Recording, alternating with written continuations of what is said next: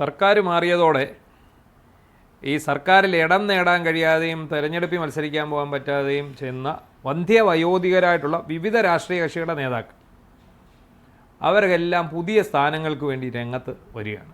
ഒരുപാട് പേര് രംഗത്ത് വന്നിട്ടുണ്ട്.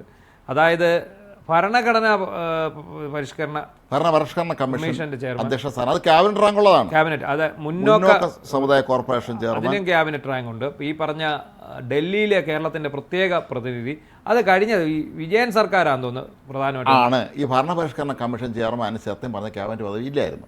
അത് 96 മന്ത്രിസഭയിലാണോ അല്ല VS-ന്റെ ആകത്താണോ സംശയമുണ്ട്. അത് 96 VS-ന് വേണ്ടിയല്ലേ അത് കൊടുത്തത്? ആ VS-ന് വേണ്ടി ക്യാബിനറ്റ് റാങ്ക് ആക്കിയത്. BJ തങ്കപ്പൻ ഇതേ കമ്മീഷന്റെ ചെയർമാനായിരുന്നു. ഭരണപരിഷ്കരണ കമ്മീഷൻ ക്യാബിനറ്റ് റാങ്ക് ഇല്ലായിരുന്നു. BJ തങ്കപ്പൻ മുൻ 87 മന്ത്രിയായിരുന്നു.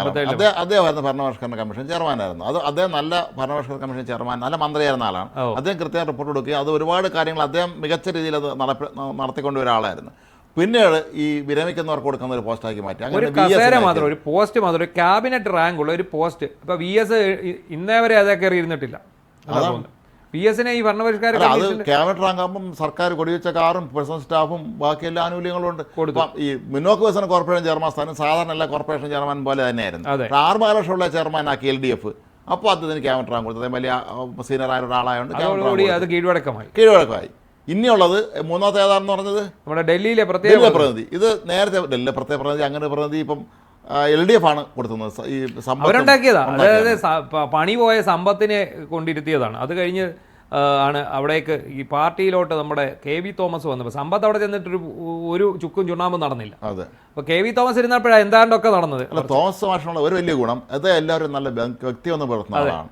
അപ്പോൾ തോമസ് മാഷ് അദ്ദേഹത്തിന് എത്രത്തോളം അവിടെ ചെയ്യാൻ കഴിയുമെന്നുള്ള രണ്ടാമത്തെ കാര്യം. പക്ഷേ അദ്ദേഹം അവിടെ ആ സ്ഥാനത്തിന് സർവ്വതാ അർഹനായിരുന്നു. ഇത്രയും പറഞ്ഞ ദീർഘകാലം ഡൽഹിയിൽ അധികാര സ്ഥാനങ്ങൾ എടുത്ത ആളാണ്. നമ്മൾ നേരത്തെ പറഞ്ഞ പോലെ CPM നേതാക്കളുമായിട്ടും BJP നേതാക്കളുമായിട്ടും എല്ലാവരും വ്യക്തിയൊന്നുള്ള ഒരാളാണ് അദ്ദേഹം. അങ്ങനത്തെ ഒരാൾ വിചാരിച്ച പല കാര്യങ്ങളും അവിടെ സാധിക്കും. നല്ല ആ കാര്യത്തിൽ അദ്ദേഹം നല്ല കഴിവുള്ള ആൾ തന്നെയാണ്. ഒരു അദ്ദേഹത്തിന് അത്തരം കഴിവുകൾ തന്നെയായിരിക്കും കോൺഗ്രസ് അദ്ദേഹത്തിന് വിനയായി മാറിയത്. ഭരണപരിഷ്കാര കമ്മീഷൻ ചെയർമാൻ സ്ഥാനത്തേക്ക് PJ ജോസഫ് പിടിക്കുന്നുണ്ട്. അതുപോലെ MK മുനീർ പിടിക്കുന്നുണ്ട്. ലീഗുകാർ ആവശ്യക്കാരും അദ്ദേഹത്തിൻ്റെ ആരോഗ്യ പ്രശ്നങ്ങൾ കാരണം അദ്ദേഹത്തിന് തടസ്സം കഴിഞ്ഞില്ല. അതുപോലെ ഇവർ പറയുന്ന ഭരണപരിഷ്കാര കമ്മീഷന്റെ കിട്ടിയില്ലെങ്കിലും മറ്റേ മുന്നോക്ക ക്ഷേമ വികസന കോർപ്പറേഷന്റെ ചെയർമാൻ സ്ഥാനം PJ ജോസഫ് കൊടുക്കണമെന്നാണ്.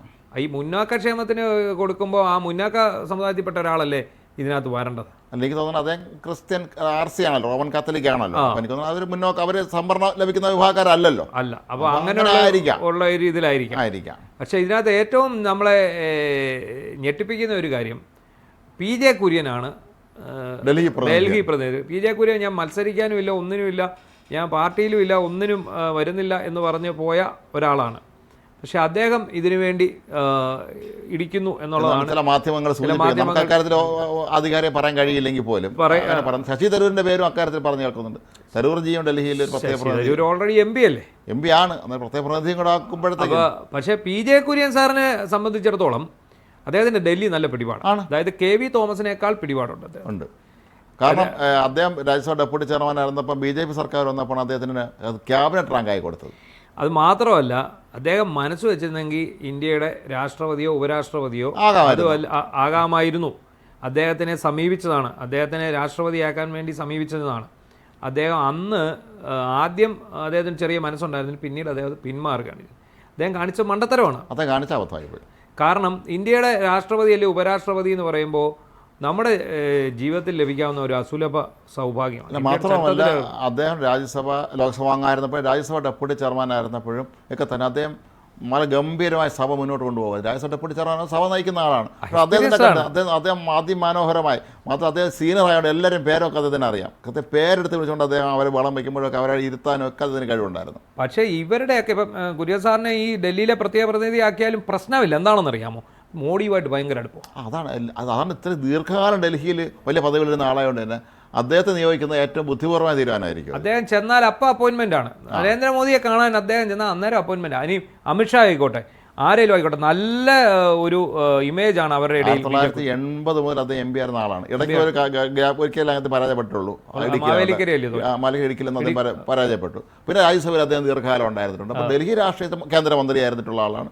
ഡൽഹി രാഷ്ട്രീയത്തിൽ നല്ല ബന്ധമുള്ള ഒരു മലയാളിയാണ് അദ്ദേഹം. പി ജെ കുര്യൻ സാറിന് അവിടെ നിയോഗിക്കണം നല്ല കാര്യം തന്നെയാണ്. പക്ഷേ ഇവരുടെയൊക്കെ പ്രായം ഒരു ഘടകമാണ്. കാരണം ഇവരൊക്കെ ഈ 70 കഴിഞ്ഞവരും 80 കഴിഞ്ഞവരും ഒക്കെയാണ്. ഇപ്പോൾ പി ജെ ജോസഫ് അദ്ദേഹത്തിൻ്റെ അനാരോഗ്യത്തെ തുടർന്നാണ് അദ്ദേഹത്തെ പ്രായമുണ്ട് അദ്ദേഹത്തിന്. അപ്പോൾ ഈ മാത്രമല്ല വി എസിനും അനാരോഗ്യം വന്നപ്പോഴാണ് അദ്ദേഹത്തെ അപ്പോൾ അങ്ങനെ ഈ അത്തരം സ്ഥാനങ്ങളിലേക്ക് അനാരോഗ്യമുള്ളവരെ നിയോഗിക്കാനുള്ള അല്ല അവർക്ക് വേണ്ടി സംവരണം ചെയ്തിരിക്കുന്നത്. ഇപ്പം എം കെ മുനീർ ആണെങ്കിൽ അദ്ദേഹത്തിന് വലിയ പ്രായമില്ലെങ്കിൽ പോലും ആരോഗ്യ പ്രശ്നങ്ങളുണ്ട്, അദ്ദേഹത്തിന് ആരോഗ്യ പ്രശ്നങ്ങളുണ്ട്. അദ്ദേഹത്തിന് ഇവരെക്കാട്ടിൽ ആരോഗ്യ പ്രശ്നം എം കെ മുനീറിനുണ്ട്. അപ്പോൾ അദ്ദേഹം ഉദ്ദേശിക്കുന്നത് എന്തായാലും എനിക്ക് തെരഞ്ഞെടുപ്പിൽ മത്സരിക്കാൻ സാധിക്കില്ല, ഒരു മന്ത്രിയാകാൻ സാധിക്കില്ല, എങ്കിൽ പിന്നെ ക്യാബിനറ്റ് പദവിയുള്ള ഒരു സ്ഥാനം ലഭിച്ചു കൊടുക്കുമായിരിക്കും എന്നാണ് മുനീർ. എം കെ മുനീർ അർഹനാണ് തീർച്ചയായും. അദ്ദേഹത്തിൻ്റെ ആരോഗ്യ പ്രശ്നം മാത്രമാണ് ഒരു തടസ്സമുള്ളത്. അദ്ദേഹം എല്ലാം കൊണ്ടും അദ്ദേഹം നല്ലൊരു മനുഷ്യനാണ്, അദ്ദേഹം ഒരു നല്ല ഭരണാധികാരി തന്നെയായിരുന്നു, അത് കൊള്ളാമെന്നുള്ളത് തന്നെയാണ്. എന്തായാലും ഈ ബോർഡുകളുടെയും കോർപ്പറേഷനുകളുടെയും ഇതുപോലുള്ള ഭരണഘടന ക്യാബിനറ്റ് റാങ്കുള്ള പദവികൾക്കും വേണ്ടി കോൺഗ്രസ് ഭയങ്കര കൂട്ടപ്പൊരിച്ചിൽ നടക്കും. മാത്രമല്ല പല മന്ത്രിമാർക്കും പ്രൈവറ്റ് സെക്രട്ടറി പോലും ആയിട്ടില്ലെന്ന് പറയുന്നുണ്ട് ഇപ്പോഴും, ഒരു മാസം കഴിഞ്ഞിട്ടും. അല്ല ഇതിനകത്ത് നമ്മൾ കഴിഞ്ഞ ദിവസം ചൂണ്ടിക്കാണിച്ച പോലെ LDF സർക്കാരിൻ്റെ കാലത്ത് അവരെവിടെയൊക്കെ തന്ത്രപ്രധാന സ്ഥാനങ്ങളിൽ ആൾക്കാരെ തിരുകാമോ, എവിടെയൊക്കെ അവരുടെ ആൾക്കാരെ ജോലിക്ക് കയറ്റാമോ അതെല്ലാം കയറ്റി വെച്ചിട്ടുണ്ട്. അതുകൊണ്ട് തന്നെ ഈ പറയുന്ന UDFൻ്റെ ഭരണം ഈ 5 വർഷം അവർ ഭരിച്ചാലും ഇത് നേരെയാക്കി എടുക്കാൻ ബുദ്ധിമുട്ടായിരിക്കും. അപ്പോൾ പിന്നെ ഇനി ഇതിനകത്ത് ചെയ്യേണ്ടത് ഒരു തുടർഭരണം ഉണ്ടായാൽ അപ്പോഴത്തേക്ക് വേണേൽ ഇവർക്ക് എന്തെങ്കിലും ചെയ്തു പോകാമെന്നുള്ളതല്ലാതെ ഇപ്പോൾ തന്നെ നമുക്കറിയാം പോലീസിൻ്റെ സ്ഥലമാറ്റം ഇതുവരെ നടന്നിട്ടില്ല. ശരിക്കും ഇലക്ഷൻ കഴിയുന്ന സമയത്തേക്ക് തൊട്ടടുത്ത ആഴ്ച തന്നെ പോലീസിൻ്റെ സ്ഥലമാറ്റം നടക്കേണ്ടതാണ്. അതിൽ കോടതിയിൽ ഈ പ്രോസിക്യൂട്ടർമാർ ഇപ്പോഴും എല്ലായിടത്തും CPM-ൻ്റെ ആൾ തന്നെയാണല്ലോ, അവരെ മാറ്റിയിട്ടില്ലല്ലോ ജില്ലകളിൽ. ഹൈക്കോടതിയിലെ മാറ്റി, ഓക്കെ. അല്ല ചിലർ രാജിവെക്കാൻ പോലും തയ്യാറായി. അല്ല എന്തിനേറെ ഈ കോർപ്പറേഷൻ ചെയർമാൻമാരായി വന്ന ഈ കോൺഗ്രസിൽ നിന്ന് കാലം അറിയുന്ന വിദ്വാന്മാർ പലരും രാജിവെച്ചിട്ടില്ലെന്ന് പറയുന്നുണ്ട്. ഇപ്പോഴും ആ കോർപ്പറേഷൻ്റെ ചെയർമാനായി ബോർഡും വെച്ച് കാറും കൊണ്ട് നടക്കുന്നുണ്ടെന്നാണ്. അവരെ പുറത്താക്കുന്നവരെ അവരെ നിൽക്കും, അത്രയും നാളും അവരുടെ ആനുകൂല്യങ്ങളൊക്കെ കൈപ്പറ്റി വെച്ച് പോവാം. എനിക്ക് തോന്നുന്നു ചിലപ്പോൾ ഇവരുടെ ഈ പാർട്ടി CPM-ൻ്റെ നിർദ്ദേശം കാണും നിങ്ങൾ ആ രാജിവെക്കേണ്ടത്. അതായിരിക്കും അവരെ കെയർ ഓഫിലായവരാണ്. കുറച്ചൊരു അണ്ടർഗ്രൗണ്ടിൽ കൂടെ തിരിച്ച് പാർട്ടി കയറാൻ ശ്രമിക്കുന്നുണ്ടെന്ന് പറയുന്നുണ്ട്. കൈകാലം പിടിച്ച് എനിക്ക് അക്രഡിറ്റേറ്റ് തിരിച്ചു. അല്ല ഇതിനകത്ത് നമ്മൾ ചർച്ച ചെയ്യേണ്ട വേറൊരു കാര്യം, ഇപ്പോൾ ഈ മുന്നോക്ക കമ്മീഷൻ്റെ ചെയർമാൻ, ഈ ഭരണപരിഷ്കാര കമ്മീഷൻ ചെയർമാൻ, ഡൽഹിയിലെ പ്രത്യേക പ്രതിനിധി, ഇതൊക്കെ കൊണ്ട് ഇവർ ലക്ഷങ്ങളാണ് ഇവർക്ക് ശമ്പളമായിട്ട് കൊടുക്കുക. എന്ത് പ്രയോജനമാണ് നമുക്ക്? ശമ്പളം ഒരു വശത്ത് ആനുകൂല്യങ്ങൾ, കാർ കൊടുക്കണം, പേഴ്സണൽ സ്റ്റാഫിനെ കൊടുക്കണം. ഇവർക്ക് ക്യാബിനറ്റ് റാങ്ക് എത്ര പേഴ്സണൽ സ്റ്റാഫ് ആണ് ആലോചിച്ച് നോക്ക്. അപ്പോൾ ഇത് ഇവരെ കൊണ്ട് എന്താണ് പ്രയോജനം? വി എസിനെ പോലെ ഒരു പ്രമുഖനായ ഒരാൾ ഭരണപരിഷ്കരണ കമ്മീഷൻ ചെയർമാനായിട്ട് എന്തെങ്കിലും കൊടുത്തത് എനിക്കറിഞ്ഞൂടാ. എന്തെങ്കിലും അവരെന്തെങ്കിലും ഒന്നും നടന്നിട്ടില്ല. ഈ ഒരു ഭരണപരിഷ്കാര കമ്മീഷൻ ചെയർമാൻ്റെ ഒരു റിപ്പോർട്ട് നമ്മളിവിടെ കണ്ടിട്ടില്ല, ഒരു സാധനവും കണ്ടില്ല. അപ്പോൾ ഇത്തരം വേസ്റ്റുകളാണ് ഈ സംഭവം. ഇതെല്ലാം സർക്കാരിന് ചിലവ് കുറയ്ക്കാവുന്ന കാര്യങ്ങളാണ്. പക്ഷേ ഒരിക്കലും ഒരു സർക്കാരും ചെയ്യില്ല. എല്ലാ സർക്കാരും വലിയ വലിയ വാഗ്ദാനങ്ങൾ ചെയ്യും, ഞങ്ങളിപ്പോൾ അങ്ങനെ ഇങ്ങനെയൊന്നും പറഞ്ഞ് അധികാരത്തിൽ വരും. അധികാരത്തിൽ വന്നതിന് ശേഷം പിന്നെ അവർ ഈ പഴയ സർക്കാർ എന്താണോ ചെയ്തത് അതേ രീതിയിൽ ഇപ്പോൾ അതിന് അവർക്കൊരു ന്യായീകരണമുണ്ട്. കഴിഞ്ഞ സർക്കാർ എന്താണ് ചെയ്തിരുന്നത്, നിങ്ങൾ ഏതായാലും സ്ഥിതിക്ക് ഞങ്ങൾ ഇത് ചെയ്യുന്നു എന്നുള്ളതാണ്. എന്താണെങ്കിലും ഇത്തരം കമ്മീഷനുകൾ ഒന്നുകിൽ അബോളിഷ് ചെയ്യുക, അല്ലെങ്കിൽ ക്യാബിനറ്റ് റാങ്ക് മാറ്റി കാര്യപ്രാപ്തിയുള്ള ആൾക്കാരെ നിയോഗിക്കുക.